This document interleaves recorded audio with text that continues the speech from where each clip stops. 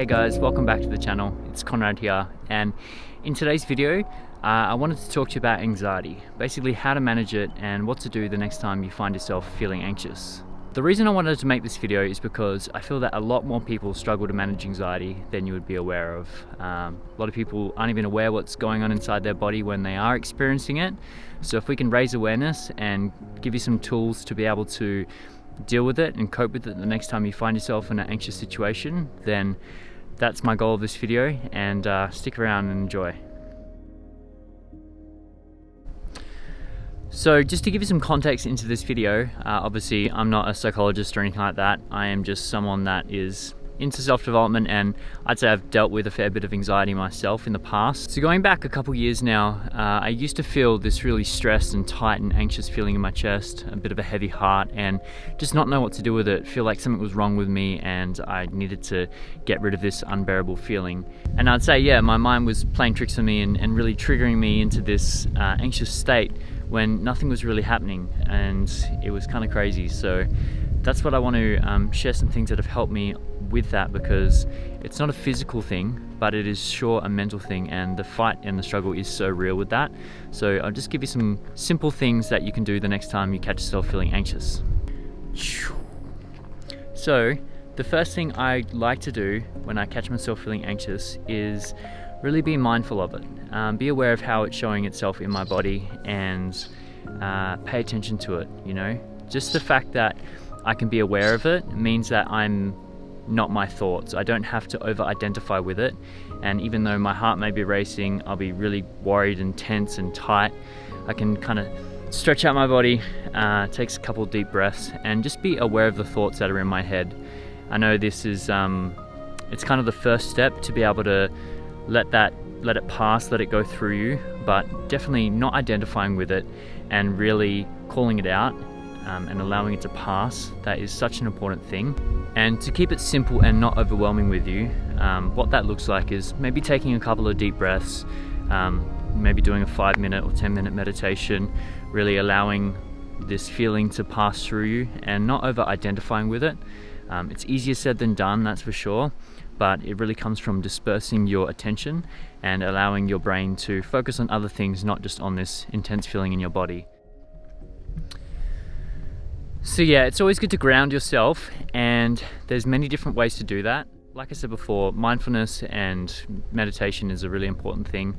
Also, another exercise that really helps is basically dispersing your focus. So what that looks like for me is I like to feel the tension and the anxiety within my body and just be mindful of it. And then I think about 5 things I can see, 4 things I can touch, 3 things I can hear, 2 things I can smell, and 1 thing I can taste.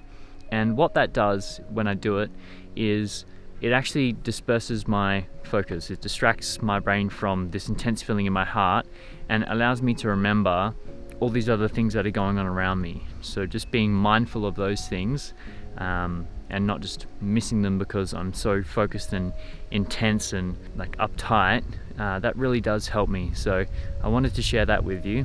It's just some simple things that you can do the next time you catch yourself feeling anxious. Don't ever shame yourself for feeling the way that you do. One thing that is really important is remembering that everyone struggles with anxiety to some form. Other people have just gotten better at managing it. It's not something to be ashamed of. It's like an innate human experience in our body that is primal and was meant to protect us. But sometimes in the modern world, it can be triggered by basically generic things that are not dangerous at all, and that's where our mind kind of plays tricks on us. So it's all about figuring out the tools and what's going to work for you in your situation. I just want to encourage you on this journey, because it does take a couple of months, if not 6 months, to be able to really get your mind around it and be able to start managing it. And one thing I can share with you is that anxiety is never going to go away. You're only going to get better at dealing with it. And so the sooner you start that road to recovery and basically having more tools in the toolkit to deal with this, you'll find yourself more and more better equipped to deal with it. And it won't be something that is ruling and ruining your life so much anymore, because I know it's very real for people not being able to leave the house, feeling really anxious in social situations, or just not living the life that they want to live. And so if that is you and you are struggling with that in any form, I want to let you know that I've been there, and you can get out of it. You can push through that experience. And just being real with you, it is hard, but it is so worth it. And you get to, I guess, live much more of a fuller life and not be held back. And I think it does come back to thinking about your values and having that bigger picture that does push you past, the fears that you may be facing right now, because you're going to have a bigger perspective, and the fear that you have in this situation right now is not going to mean anything in the long term, in 5-10 years. So it gives you that courage to be able to keep pushing forward. And that's something I really want to allow you to think about and share with you. Bit of a tangent, but I'm just sharing this one from the heart. I know it's a bit of a touchy subject and it's pretty hard to talk about, so yeah.